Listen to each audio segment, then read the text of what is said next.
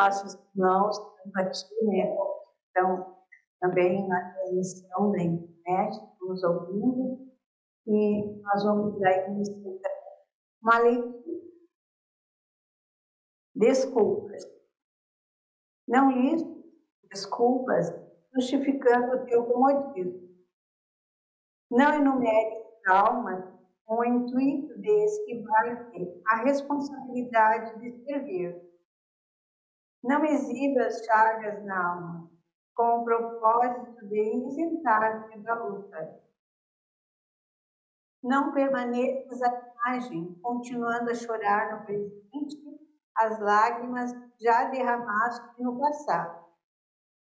Não te prontifiques no noviço da chantagem emocional em indefinível dependência afetiva. Não engendres sofismas cada vez mais complexos, com o propósito de contra-alimentar uma voz da consciência.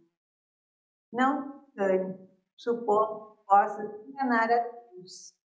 Esse Senhor desce de Carlos de Terra.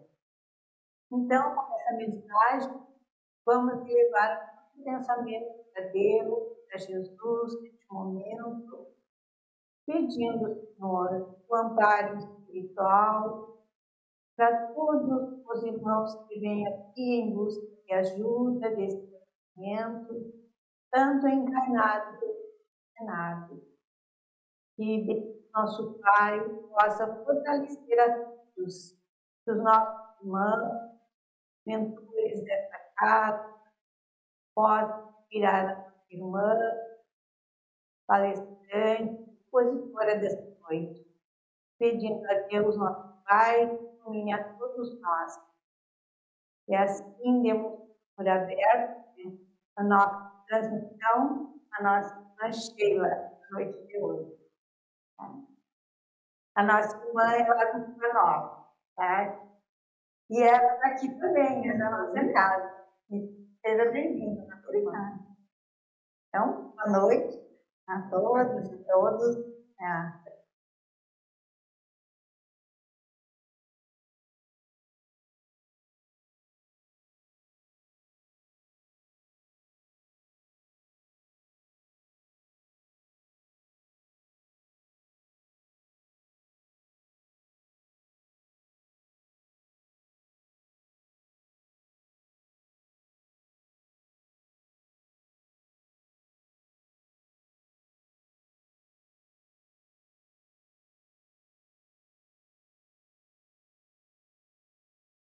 Sempre tão bom retornar a esse local que traz marcas tão afetivas, bonitas, né, dentro da nossa trajetória. Então, oportunidade e para a própria eu agradeço bastante, né, poder estar essa noite discutindo com você. E trouxe para dialogar um pouco com você sobre um estudo que a gente realizou na Escola Nova, mas que também a gente vai divulgando, né, nas outras casas, se apropriando, né, difundindo um pouco desse conhecimento, e que, no meu entendimento, mostra, né, um importante vulto do Evangelho, né, que é a Maria de Magdala, em que ela traz, né, na sua essência, um testemunho de resiliência, de força, de resignação e, sobretudo, de superação, que é, de alguma maneira, né, aquilo que boa parte de nós buscamos no nosso cotidiano, superar, né, nos tornarmos melhores, nos ajustarmos a toda a moral que desejamos, né, refletir conforme Cristo nos ensinou. Então, de uma maneira, este mundo, né, pode ser considerado assim, uma das apóstolos, né, da trajetória do Cristo, não por hora em carne, né, conosco, mas também depois na sequência, quando não mais estava a sua presença física, e ela é muito importante. E Maria de Magdala tem uma história, né, e muitos de nós, sobretudo até por especulações, né, acabamos de alguma forma nos interessando, né, sempre foi um vulto assim, bastante objeto mesmo de análise, porque não ora espirituosa, né? Ora também uma certa confiança, algumas mistificações em torno dessa figura. Seria ela, né? Quem sabe a esposa do Cristo, seria ela a responsável, né, por uma eventual queda de Jesus. Ela teria vindo aqui justamente para provocar uma eventual queda de Jesus. Mas, felizmente, pelas luzes do Espiritismo, hoje nos é muito mais certeira a explicação da passagem dela, de toda a trajetória dela dentro daquele contexto de convívio fraterno com Jesus, e depois, inclusive, na culminância, né, de quando passado, né, todo o Calvário, Jesus então retorna e manifesta, aparece primeiramente para ela, e tudo isso tem um significado, uma representação, no sentido, em especial, da capacidade que cada um de nós tem de transformação. Então, quando Jesus aparece para Maria de Magdala, ali se materializa, de alguma maneira, o maior testemunho, né, de que com fé, com esforço, trabalho, é sem dúvida viável para que cada um de nós nos transformemos e nos melhoremos a cada passo que vamos dando nesta encarnação e tantas outras que já nos antecederam e que futuramente também estaremos percorrendo.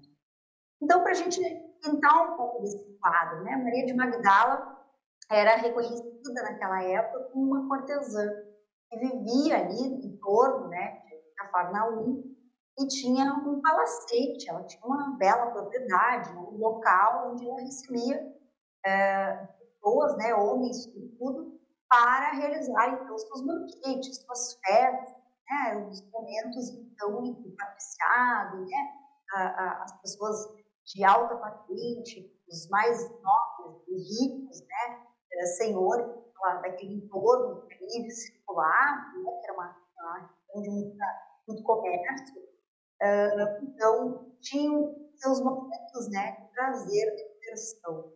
E como se sabe, né, o prazer está muito ligado a todos os nossos sentidos, de alguma maneira. Era isso que, de alguma forma, né, aquele local, espaço, que era coordenado por Maria de Magdala, oportunizava, né?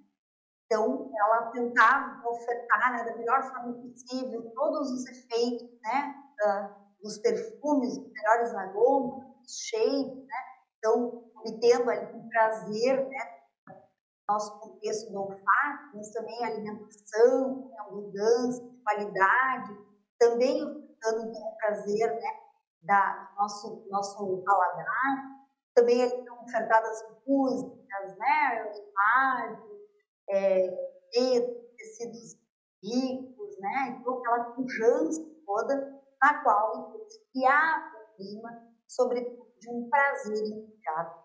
E Maria de Magdala, então, constituiu, não deixava de ser à época, uma espécie de um império, né, de vender os corpos femininos e assim proporcionar das mais diversas formas todas aos homens os prazeres, né, que eram possíveis dentro disso dos nossos sentidos físicos.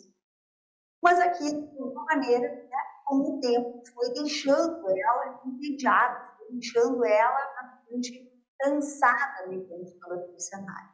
E aí a gente tem que lembrar, né? E ela, por um lado, via aquela riqueza, aquela pujança, né, das melhores roupas, dos melhores alimentos, das melhores bebidas, das melhores companhias. A gente sempre tem que lembrar que o prazer não nada mais é do que algo instantâneo, efêmero, e que de alguma maneira também nos cansa, né?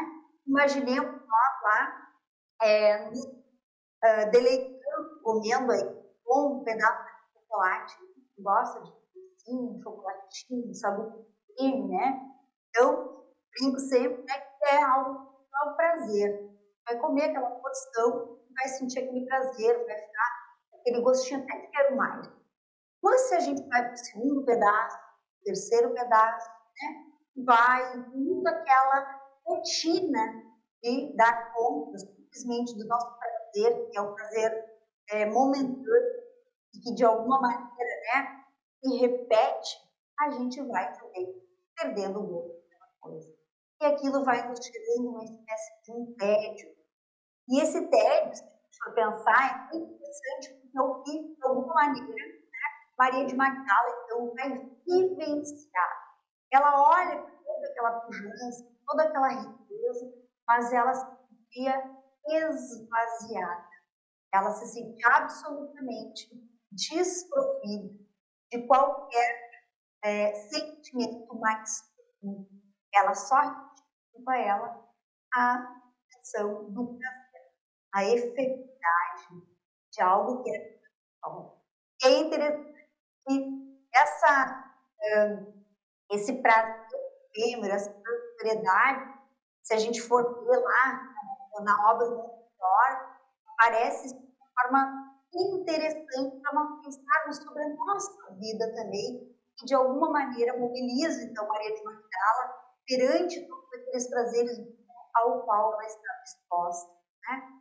E lá na primeira lição de Eusébio vai constar, narrado então, por André Luiz, né?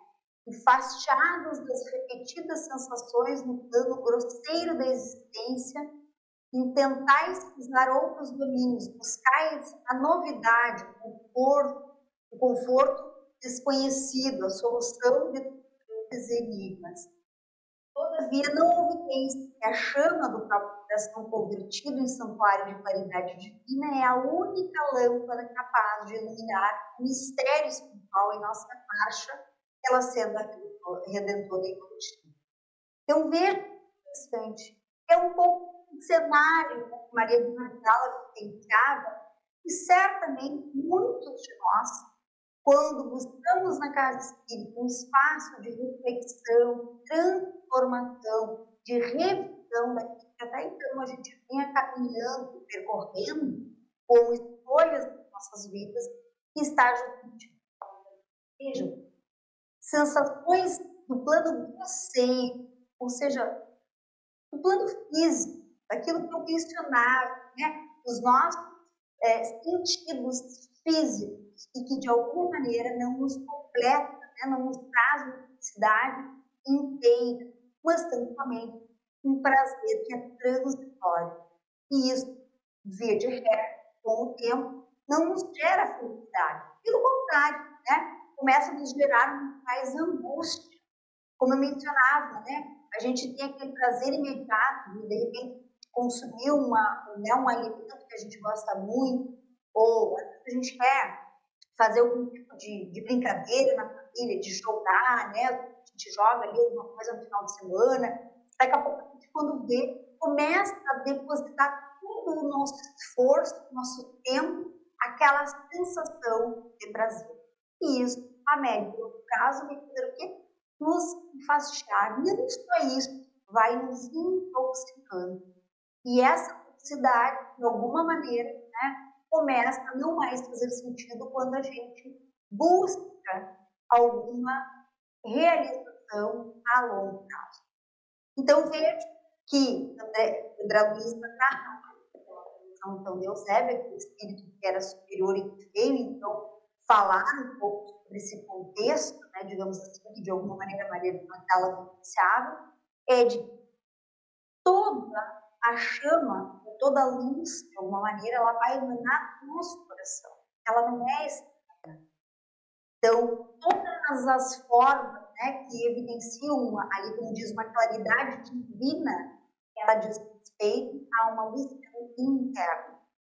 E essa luz interna, a única forma de a gente conseguir acender, iluminar ela de alguma maneira, é a partir do nosso processo evolutivo.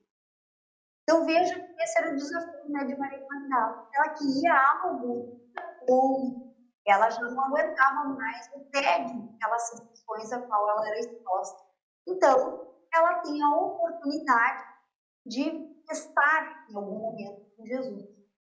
E ao estar do próprio Cristo, tudo aquilo que ele veio apregoar para nós, nos ensinar durante toda a sua presença, né, aqui conosco, ela começa a entender que ela precisava se esforçar e transformar o percurso que ela havia, então, até então, percorrido. Ela olhou para aquilo, olhou para a sua vida, para aquele tédio, para aquela repetição, para aqueles prazeres efêmeros, e de alguma maneira ela se sentiu intoxicada com o que ela havia vivenciado.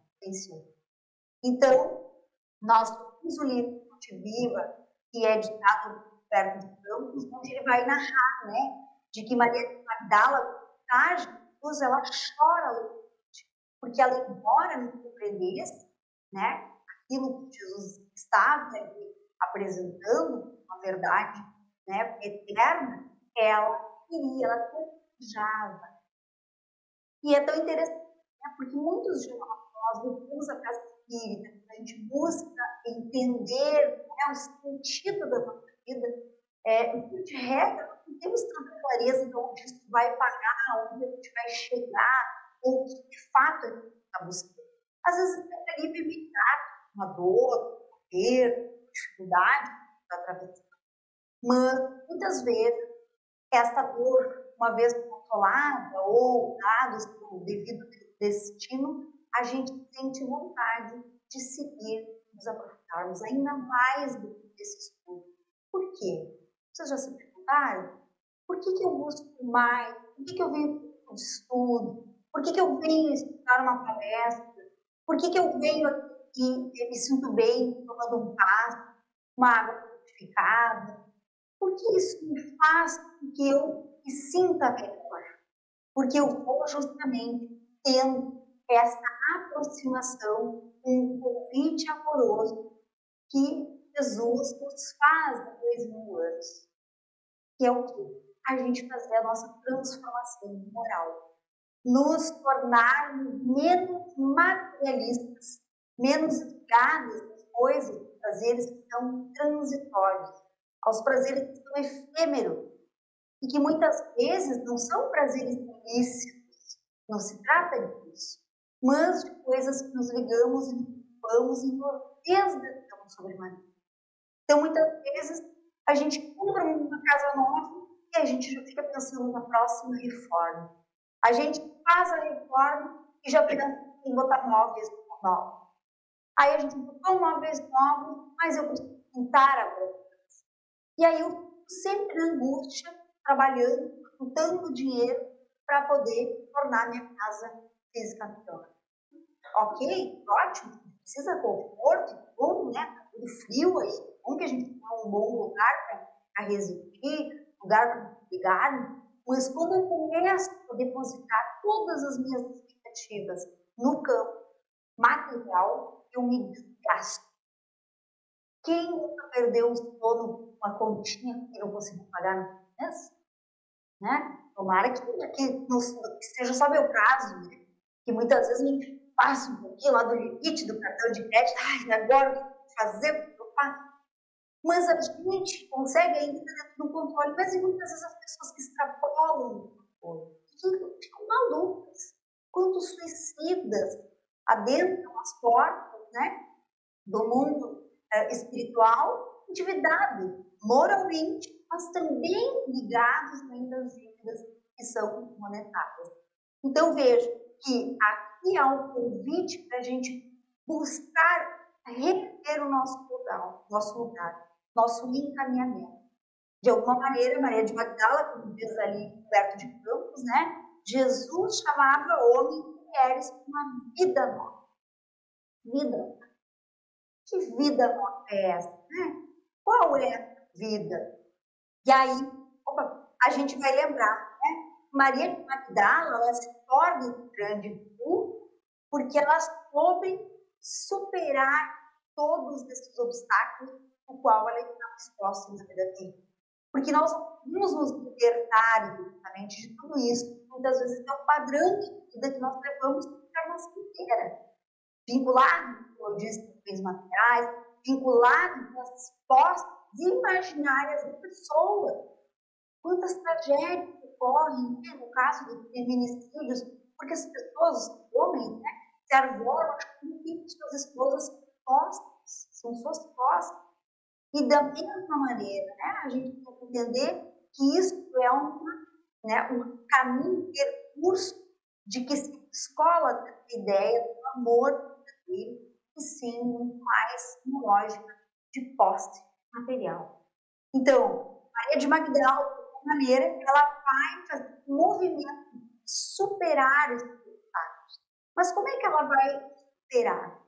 Tornando-se e exemplificando-se uma fiel seguidora do Cristo.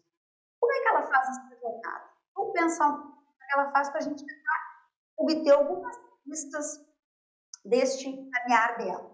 Lá na obra do Humberto Campos, narrada Xavier, ela vai dizer de que após a disputa que ela teve a oportunidade de ter contato com Cristo, ela então busca a Jesus para ter um momento mais particular. E ela vai então, né, até a residência de Simão Pedro, onde Jesus estava hospedado. E, por óbvio, ela vai até lá cheia de receios, porque, afinal de contas, ela era uma mulher perdida, né? Ela era uma cortesã, uma mulher que inspirava, digamos assim, repulsa à época em relação à conduta moral que ela tinha. Então, por ser essa mulher perdida, nem a família dela a admitia, a perdoava, dialogava, estava isolada do mundo.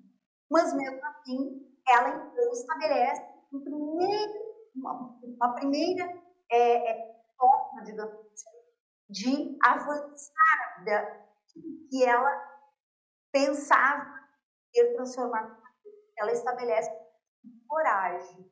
Ela se despe, né, dos seus medos, receios, ela vai a Jesus. Jesus a esperava, admite que ela tenha confiança nele, embora ela não tenha certeza de que ele a recebia, né? Inclusive, havia todo um suspeito por parte dos demais discípulos que não gostaram nada da presença dela lá. Mas então ela, num ato de coragem, ela vai atrás. E aqui eu já tenho uma missão para a primeira lição, né? Quantas vezes falta coragem? Talvez essa coragem associada ao próximo, né? A próxima vez que eu vou chamar a atenção é a humildade.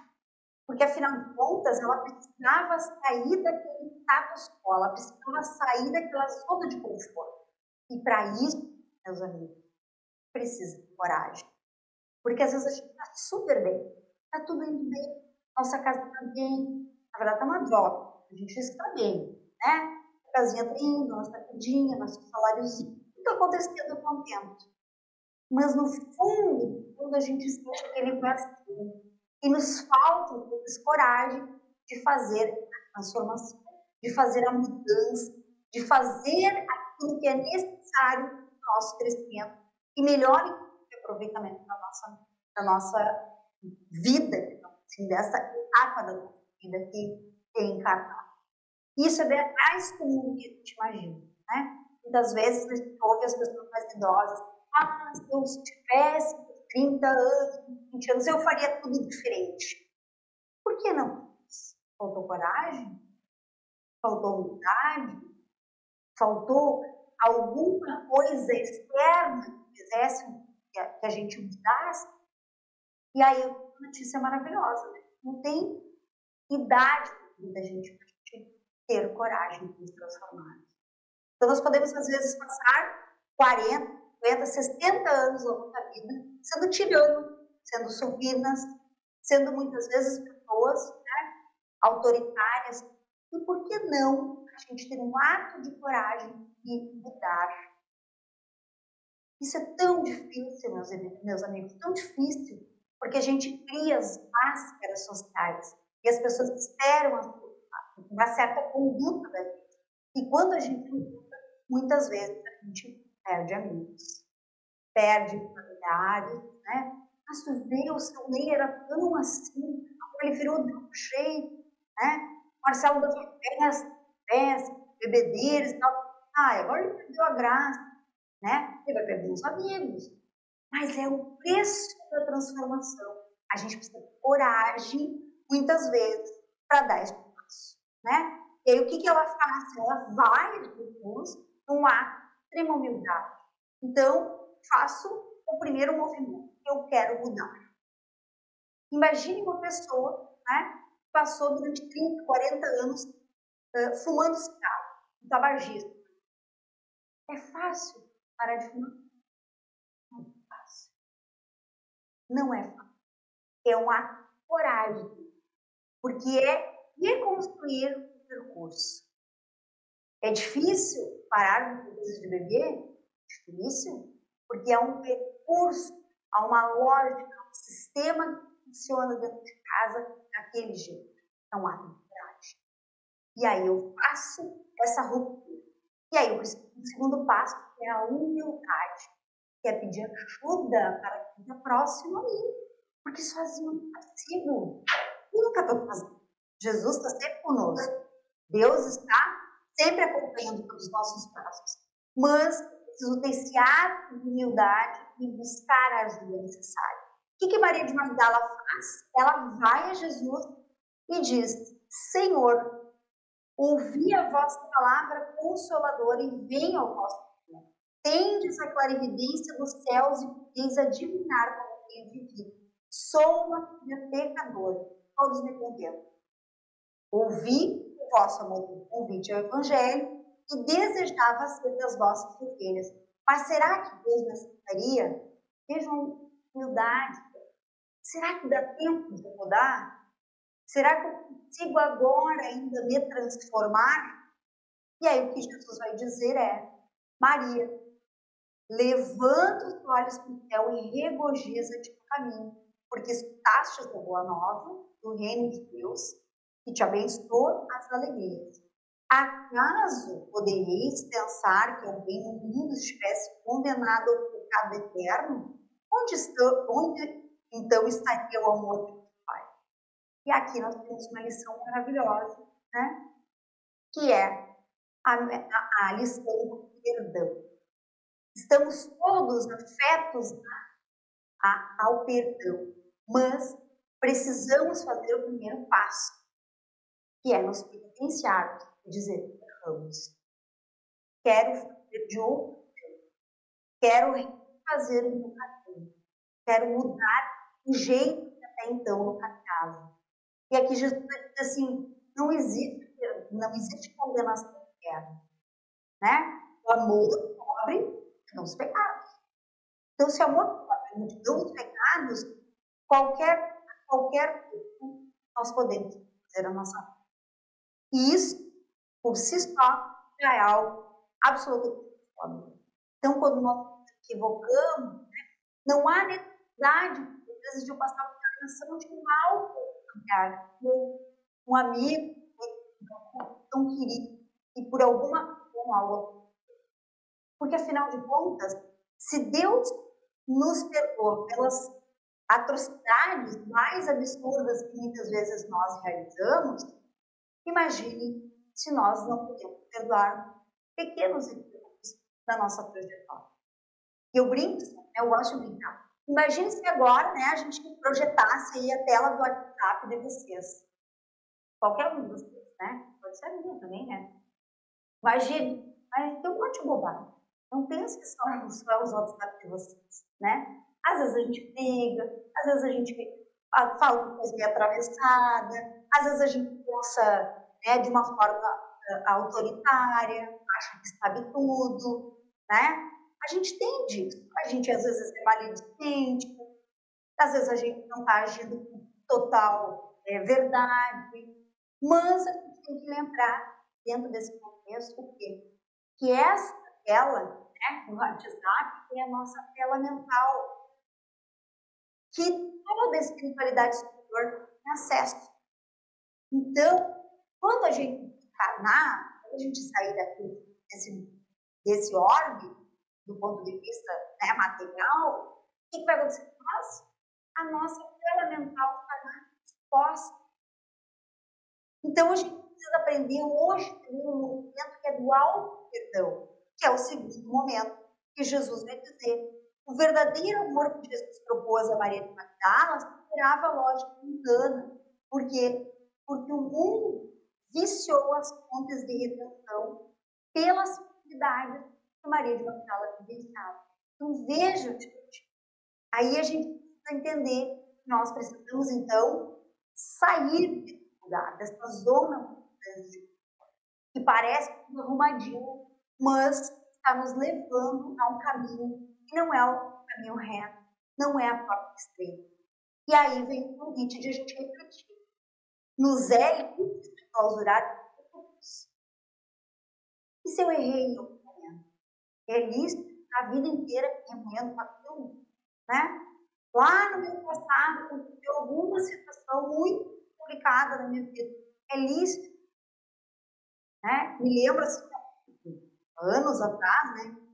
Situações em que, por exemplo, animais. Hoje, nossa, tem uma legislação super dura em relação a isso, e que bom, né? Muitas vezes a gente via, né? Nasciam, sei lá, de cachorrinhos, se eliminavam. Hoje ainda é possível que alguém abandone os cachorrinhos. Mas e aí, vai ser uma pena eterna que fazia isso? Não. Mas ela vai ter algumas alternativas para que ela não se clausure próprios equipes. E isso é muito complicador. A gente precisa pensar. Mas qual é o ponto de Jesus? Trabalha aqui, sem amargura, sem ambição, com alegria do sacrifício. Bem rápido, né, pessoal? Bom, então vamos lá, recapitulando, né? Estava lá, Maria de Magdala, no bombom, comendo bem, bebendo bem, música, bons perfumes, né? A gente tem ali músicas do Boticário, acho ótimo, se ela quiser o mundo inteiro, né? Ela seda, tudo lá dela. O que ela faz? Ela recebe esse convite, ela trabalha sempre, sem amargura e sem ambição. Não vai ganhar nada do que vai fazer aqui na Terra. Mas alegre perante isso.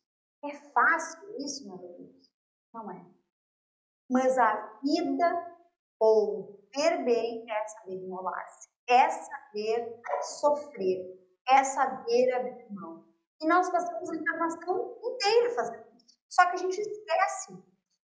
Porque quando a gente nasce, já é o momento do sofrimento, né? Está lá, bem bom, na barriga da mãezinha, lá, o horário certinho, comidinha, líquido, tudo certo. E aí a gente vem para esse mundo frio, cheio de luz, tem comida, tem roupa adequada, e a gente chega, pronto, já é um momento de sofrimento. Depois a gente vai crescendo, a gente vai no chão, aprende a caminhar, a gente tira uns zeros no colégio, as crianças tiram um zero no colégio, aprender a ler, ver, fazer conta. A vida deve ser enrolada. Mas às vezes a gente chega na vida adulta e estranhamente a gente entra numa zona de conforto, de paz maneira, e acha que precisa fazer mais nada. Ah, minha vida é isso, só vou mudar. Quem nunca ouviu falar essa frase? Né? Não raro. Ah, eu sou assim mesmo. E quem gostar de mim, tem que gostar como eu sou. Às vezes a pessoa é uma tirana, às vezes é uma pessoa egoísta, uma pessoa que não agrega nada para aquele grupo no qual está. E aí a gente entender que a nossa vida é um convite de transformação com o tempo. Maria de Magdala, né, além de tudo, tinha duas preocupações. Uma é de que ela não podia ser mãe, né? Ela havia, então, manifestado de que ela adotaria o celibato. Ela não teria, né, relações conjugais, portanto, ela não teria filhos. E isso também foi um fator de preocupação para ela. E aí ela comenta isso com Jesus, que prontamente, né, de alguma maneira, já a consola de Maria, né? Qual das mães será maior aos olhos de Deus? A que se devotou somente aos filhos de sua carne ou a que se consagrou pelo Espírito aos filhos das outras mães? Então, quantas vezes, né, a gente tem na nossa família filhos ingratos?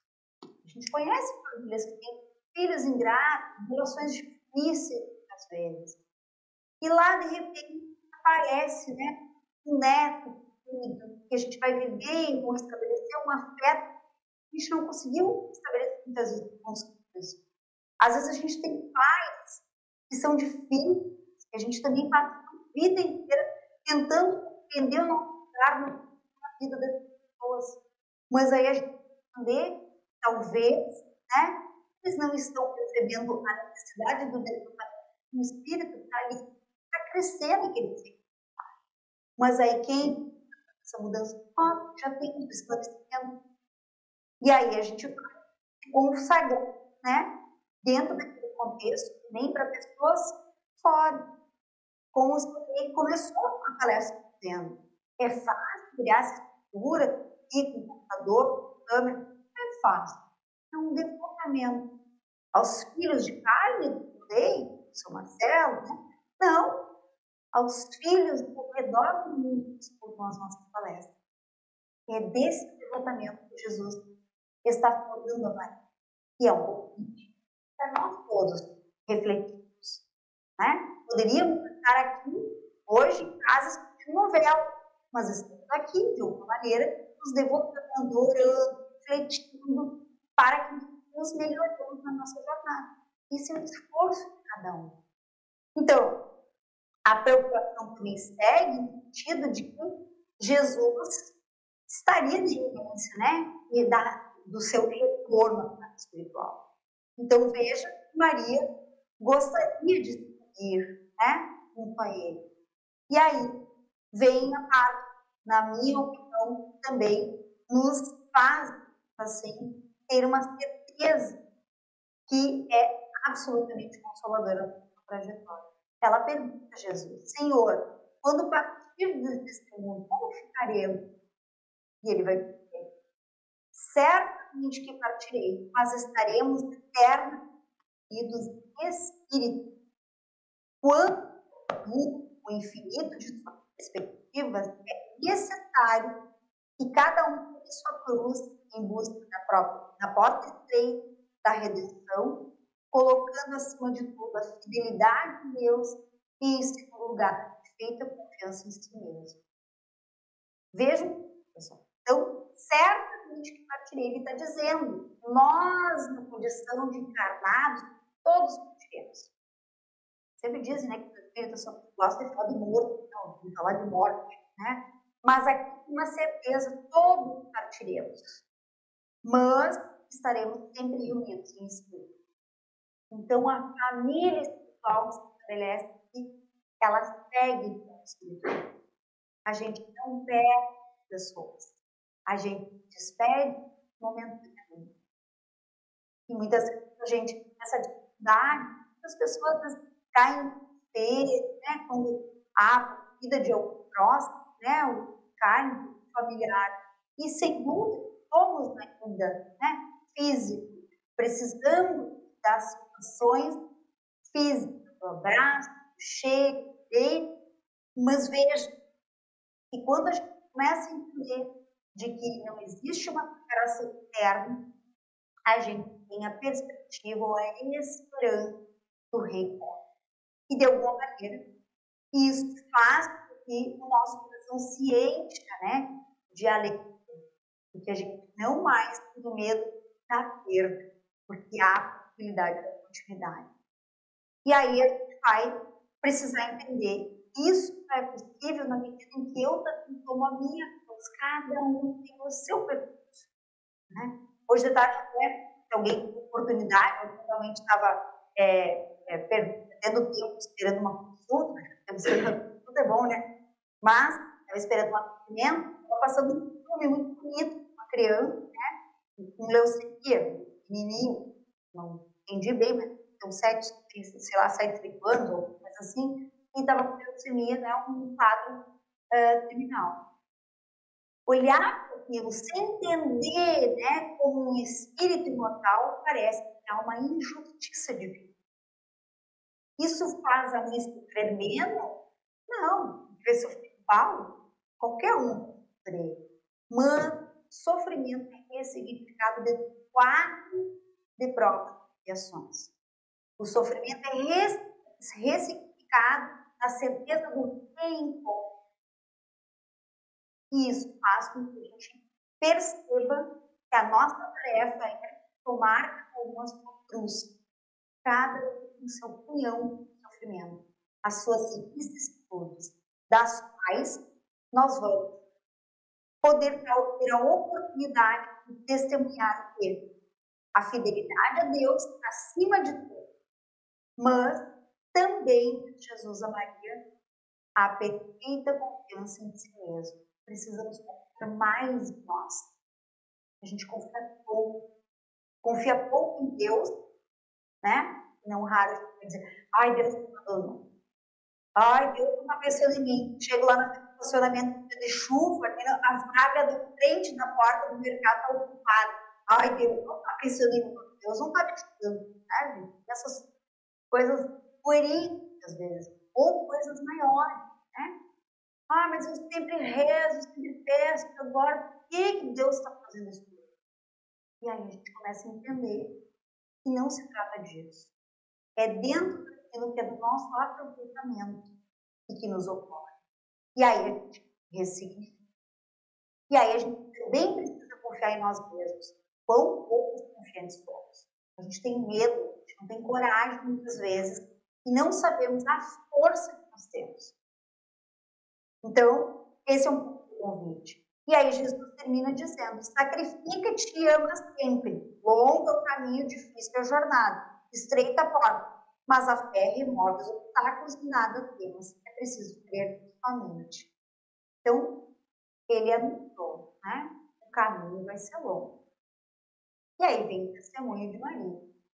Maria de Magdala, então, se vê sozinha, óbvio, né? Desprovida de qualquer recurso financeiro. Os discípulos o abandonam ela, temendo que ela tivesse novas quedas, então eles não permitem que ela siga fazendo as ligações com eles, e ela fica vivendo numa condição de miséria, até que ela encontra, então, um grupo, segundo Humberto Campos, lá no livro Boa Nova, um grupo de leprosos, dos quais, então, ela toma como uma possibilidade de testemunhar o seu aprendizado.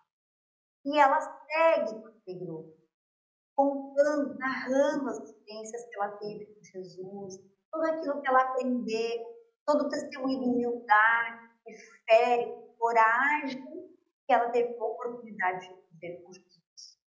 E ela coloca um quadro de dor, né, de pessoa desfigurada, desesperançada, arejada pela sociedade, absolutamente excluídas.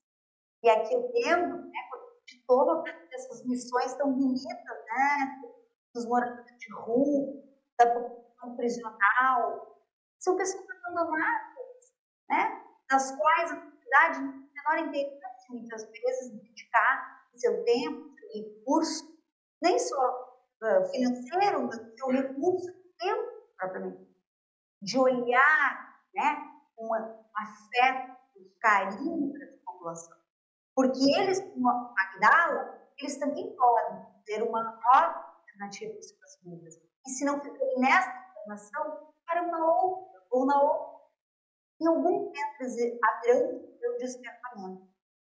Mas vê, então, Maria de Magdala dispõe a dialogar com essas figuras, né, as pessoas leprosas que eram escutas da época. E aqui, então, ela vai um bairro da arte, né, contando, relatando, pregando, né, contando todas as narrativas, todas as experiências dos outros discípulos, as outras pessoas, narrando para ela, dando conforto, esperança para aquelas pessoas. E, de alguma maneira, em algum instante, ela se vê igual ao quadro de dor que aquelas pessoas vivenciavam, ou seja, ela se vê com lepra também. E aí, de alguma maneira, ao passo, né, que ela ensinava aquilo que ela aprendeu de Jesus para que todos se amassem profundamente, né, e de alguma maneira, como diz, né, que cada um participasse uma vida do outro, ela testemunhou, ela vivenciou isso de uma forma tão intensa que ela se vê também no processo do adoecimento. E aí, porém, ela com vontade de voltar lá, ver Maria, ver João, Batista, mas ela já não tem todas as funções físicas. E ela vai, ou ela tenta fazer essa jornada aí, né, em busca desse encontro, mas veja que fez e ali ela mostra, né, toda essa atitude de honra, de coragem, de transformação. Então ela sai do patamar de absolutamente, né, conforto, de alguma maneira, olhando para aquela situação, uma situação ideal. Muitos de nós, muitas vezes, olhamos, né, um ator famoso, uma atriz famosa, né, alguém famoso, o próprio padre,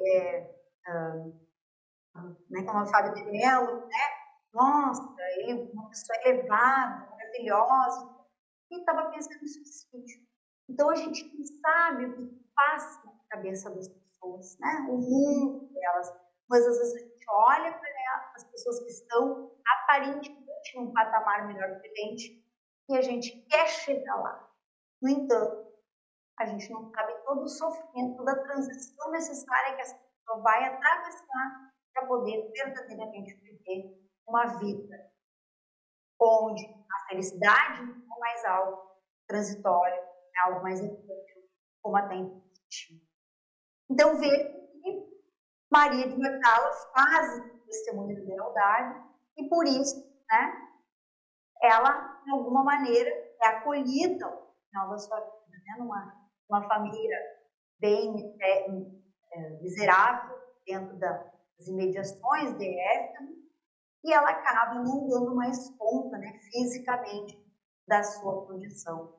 E aí, Humberto de Campos narra esse último, né, diálogo, dizer assim, do que é o desfecho, né, de Maria nesse contexto. E ali diz, né, uma noite atingiram o auge de profundas dores que sentia Maria de Magdala, né?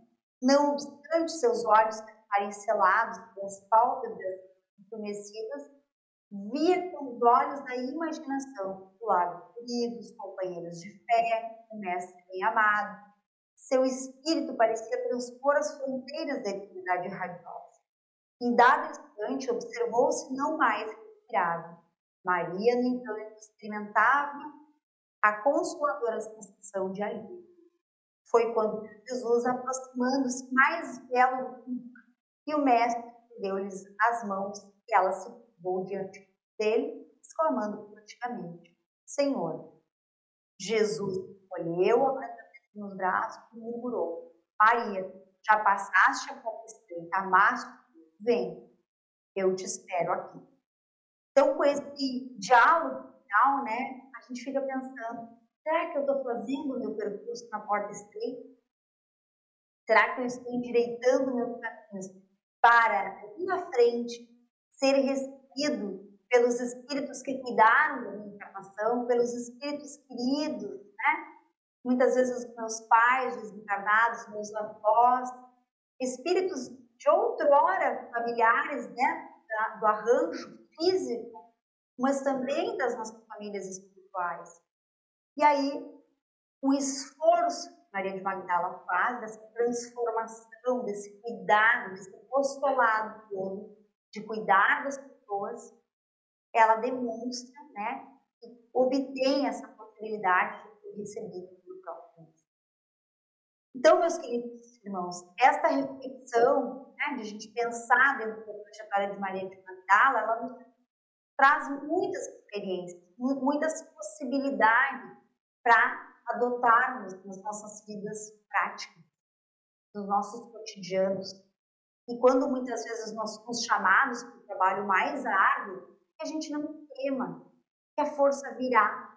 E nós temos a propriedade, nós temos as condições, sim, de fazer aquilo que está sendo requerido.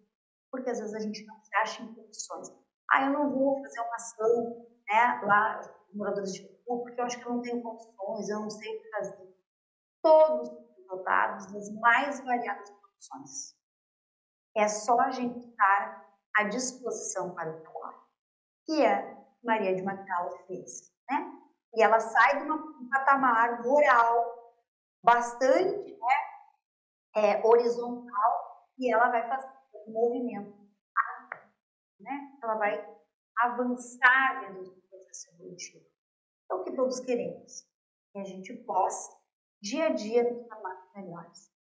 Então, meus queridos, coragem, humildade, testemunho, resignação. Tudo passa. E que nós possamos também aprender, né, a esperar, como Maria de Magdala fez. Então é isso, nossa reflexão da noite. Não sei se a senhora que vai fazer o chama.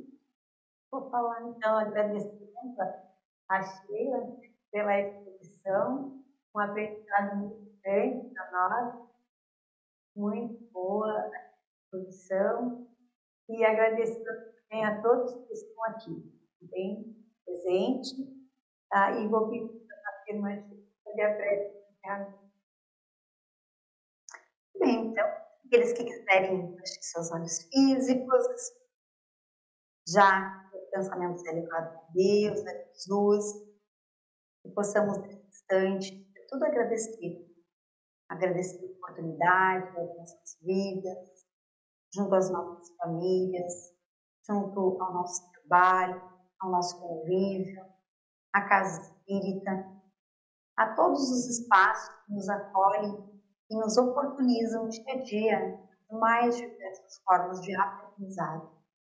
Que saibamos aproveitar cada uma delas com as dificuldades, com as agruras, mas também com as alegrias, que muitas vezes, pelo nosso tempo, pelas nossas escolhas de dar ou atenção muito mais ao mundo material, passam despercebidas. Então, que nós saibamos aproveitar tudo aquilo que nos é oferecido diuturnamente. E dessa forma, a certeza de que o exercício de gratidão também toque outros corações. Que as outras pessoas possam, de uma maneira, estar elevando seus pensamentos, as suas atitudes a um patamar cada vez maior. Desse modo, todos vamos crescendo, vamos nos melhorando, vamos podendo fazer o nosso processo evolutivo, uns auxiliando aos outros. E dessa forma, temos só a agradecer à bendita doutrina, tanto nos esclarece, consola, nos dá a oportunidade de transformação e perdão. Então, que nós possamos voltar para os nossos lares, agradecidos por ter também as nossas necessidades por físico e espiritual atendidas nesta casa espírita, na certeza de que possamos levar essas boas energias, essas boas vibrações a todos aqueles que nos circundam nos próximos dias. Que assim seja. Os nossos irmãos querem então